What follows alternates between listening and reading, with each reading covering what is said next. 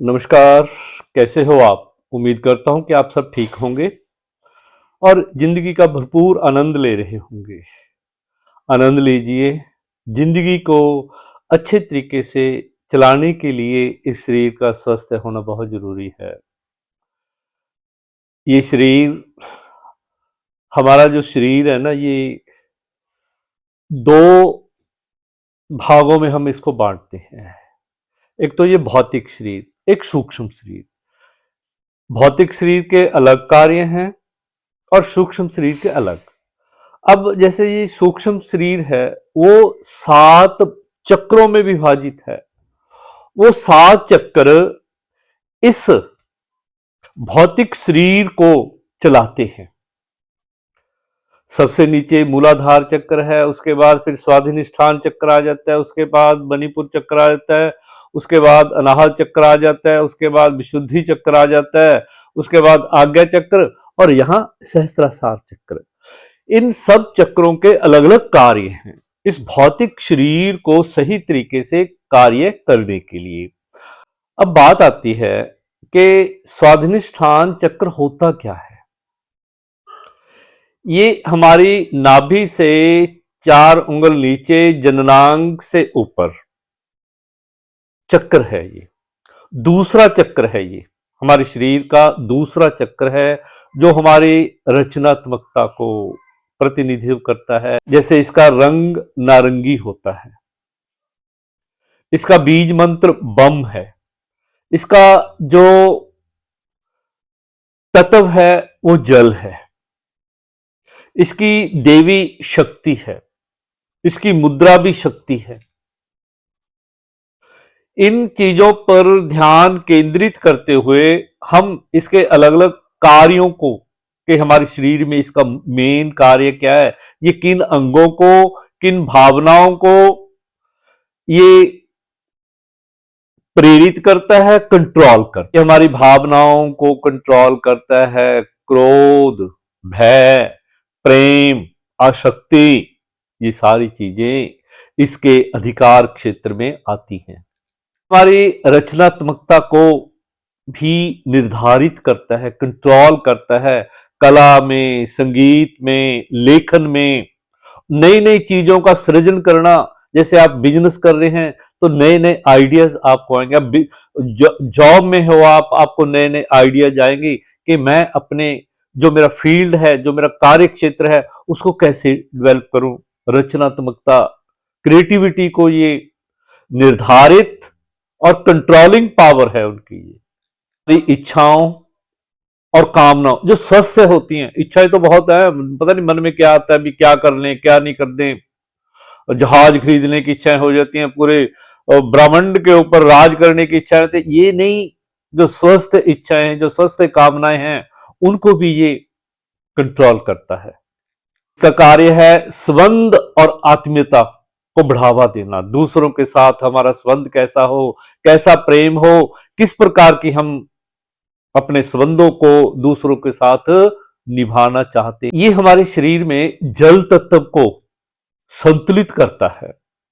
रक्त को, मूत्र को, जो प्रजनन संबंधी कार्य हैं, उन सब को ये कंट्रोल करता है। जब ये असंतुलित हो जाता है तो मन में भय पैदा होने लग जाता है, असुरक्षा की भावना आ जाती है, भावनात्मक अस्थिरता आ जाती है, गुस्सा, अवसाद बढ़ जाता है, क्रोध आने लग जाता है, ज्यादा चिड़चिड़ापन आ जाता है, हमारा सामाजिक ताना बाना बिखर जाता है। ये हमारी जौन इच्छाओं को अनियंत्रित कर देता है। जो काम इच्छा होते हैं ना, वो ज्यादा जाग जाती है, कामुक व्यक्ति बन जाता है।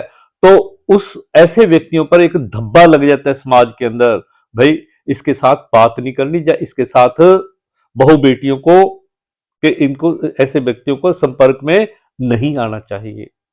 हमारी रचनात्मकता, हमारी क्रिएटिविटी अवरुद्ध हो जाती है। आप लेखक हो, आप लिखना बंद कर दोगे। आप संगीतकार हो, आपका संगीत उपजना बंद हो। आप गायक हो, आपकी गायकी अवरुद्ध हो जाएगी। आप बिजनेसमैन हो, आप बिजनेस करना छोड़ दोगे जब ये असंतुलित हो जाता है। आप फार्मर हो, टीचर हो, कोई भी हो, आप इन एनी फील्ड, तो हमारी जो क्रिएटिविटी होती है ना, क्योंकि टीचर भी, लॉयर भी, सभी लोग जो हैं, बिजनेसमैन है, दे सभी के अंदर एक रचनात्मकता होती है।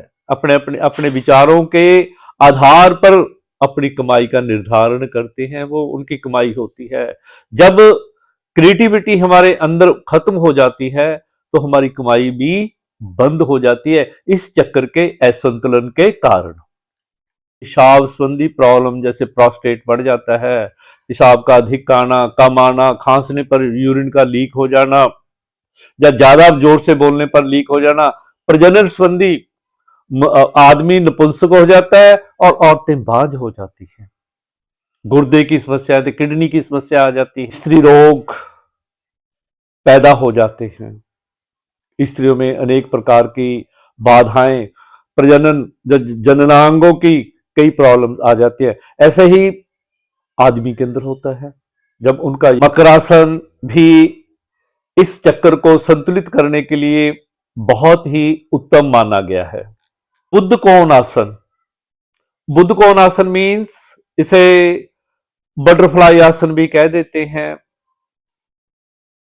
इस आसन के प्रयोग करने से आपकी जितनी भी पेल्विक एरिया की प्रॉब्लम्स होती हैं, वो सारी, प्रजनन संबंधी, आपके जो सेक्स ऑर्गन्स हैं उन संबंधी, या प्रोस्टेट संबंधी, या यूरिन संबंधी सभी प्रॉब्लम्स, यहां तक तो ये कर देता है कि हमारे जो कुल्ले है ना, जाम हो जाते हैं, इसी के कारण होते हैं। जब हम बुद्ध कोण आसन का प्रयोग करते हैं तो ये चक्र संतुलित होके हमारे यूरिन प्रॉब्लम्स को, प्रोस्टेट के प्रॉब्लम्स को, प्रजनन संबंधी प्रॉब्लम को, स्त्री रोग जितने भी हैं, जब आदमी के अंदर जितने रोग आते हैं रिप्रोडक्टिविटी के, तो उसके कारण इस आसन को करने से हम इस चक्र को संतुलित कर सकते हैं। सेतुबंध आसन का अभ्यास करने से भी हमारा जो स्वाधिष्ठान चक्र है संतुलित होता है, उसमें पूरे पेट पे खिंचाव पड़ता है।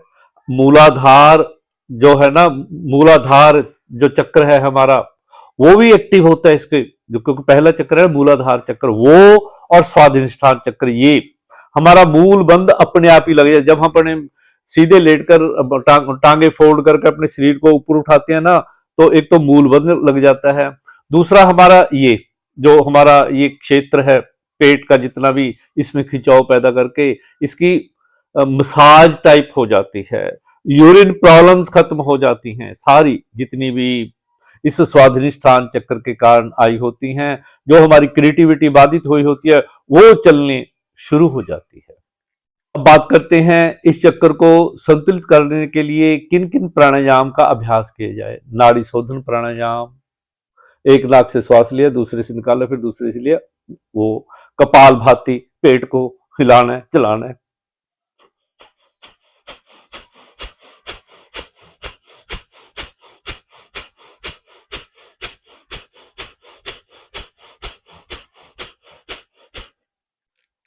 भ्रामरी प्राणायाम, ये 3 प्राणायाम हैं जिनको करने से हम अपने स्वाधिष्ठान चक्र को संतुलित कर सकते हैं।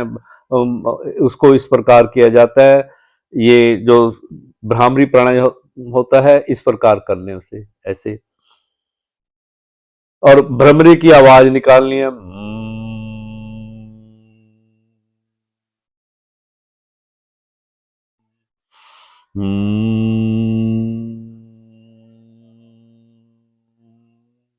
इसे कम से कम 5 बार करें, कम से कम, ज्यादा जितना मर्जी कर लोगे, इसमें आपकी बुद्धि तेज होगी, मेमोरी पावर बढ़ेगी, आपकी क्रिएटिविटी बढ़ेगी, आपकी स्मरण शक्ति तेज होगी भ्रामरी प्राणायाम का अभ्यास करने से।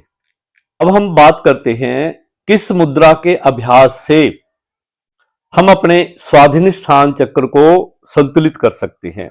शक्ति मुद्रा, स्वाधिष्ठान चक्र को जागृत करने के लिए, संतुलित करने के लिए, एक्टिवेट करने के लिए शक्ति मुद्रा का अभ्यास किया जाता है। उसको करना कैसे होता है? अपने अंगूठे को अपने यहां लगाएं, इसके लिटिल फिंगर के बेस पे लगाएं, और 2 उंगलियां पहली फोल्ड कर लें अंगूठे के ऊपर, और जो लास्ट वाली 2 उंगलियां उनको इस प्रकार। इसको बैठ के भी कर सकते हो, लेट के भी कर सकते हो। इसको करते हुए आप मूल बंद लगाना चाहते हो तो लगा लो, और साथ में बम का उच्चारण करो, बम।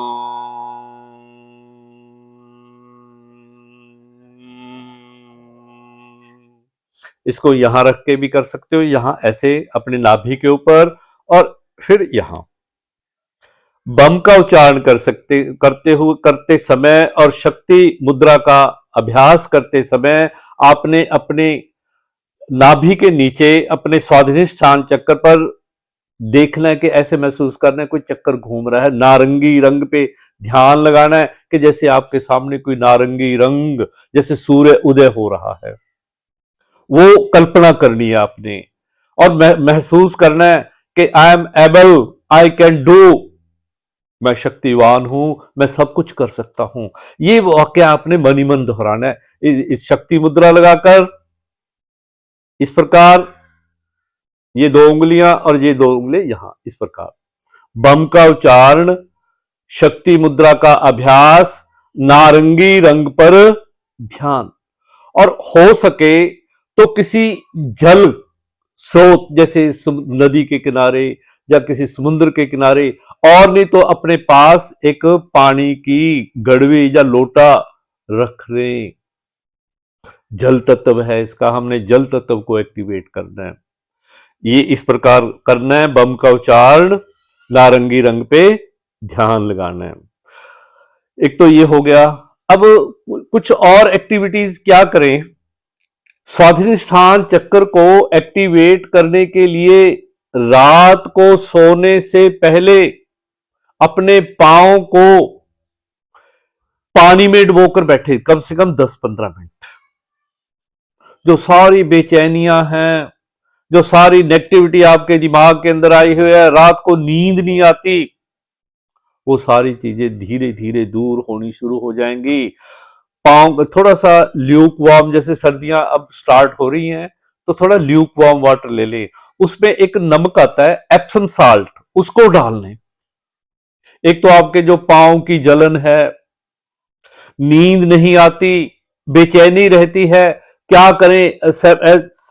जब हम कंफ्यूज हो जाते हैं भी अब क्या करें, इस कंफ्यूजन की वजह से नींद नहीं आती रात को, तो अपने पाँव को डुबोकर बैठिए, नदी के अंदर या तालाब के अंदर डुबकी लगाने की कोशिश करें। पहले पाँव को ले जाएं, फिर पूरे शरीर को अंदर ले जाना है। ये हम तीर्थों पर जाते हैं ना, ये यही चीजें होती है हमारे चक्रों को एक्टिवेट करने के लिए, संतुलित करने के लिए। पहले पाँव पानी में जाते हैं, फिर उसके बाद पूरा शरीर जाता है, और फिर उसके बाद हम सिर पे पानी डालते हैं, जैसे नाक को बंद करके। ये कोई धार्मिक नहीं, ये वैज्ञानिक, हमारी संस्कृति बड़ी समृद्ध संस्कृति है। हमें पता नहीं, हम चले जाते हैं, कुछ काम ऐसे करते रहते हैं जिनके बारे में हमें नॉलेज तो है नहीं, पर हम चले जाते हैं भी चलो गंगा नहा कर आते हैं, चलो किसी और तीर्थ पे नहा कर आते हैं। ये नहाना वही होता है, अपने पाँव को पानी में डुबोइए, जरूर डुबोएं। चाहे आपका बिगड़ा हुआ है या नहीं बिगड़ा हुआ, आपको नींद नहीं आती, आप अपने पाँव को रात को सोने से पहले कम से कम 10 मिनट जरूर बैठे पानी में डुबोकर। जंक फूड छोड़ दें, और जितने भी ये बाकी, हम आहार और विहार की बात कर लेते हैं। अपनी जिंदगी से ना नेगेटिविटी को निकाल दें।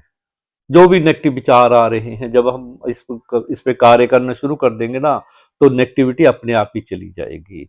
संतुलित भोजन लें, रात को हल्का, जैसे दाल है, खिचड़ी है, मिलेट्स हैं, रात को बॉइल्ड मिलेट्स, हरी पत्तेदार सब्जियां जितनी खा सकते हो खाएं। ये जितनी भी ना हम जंक फूड लेते हैं मार्केट में मिलते हैं, उनको छोड़ दें, मत खाएं उनको।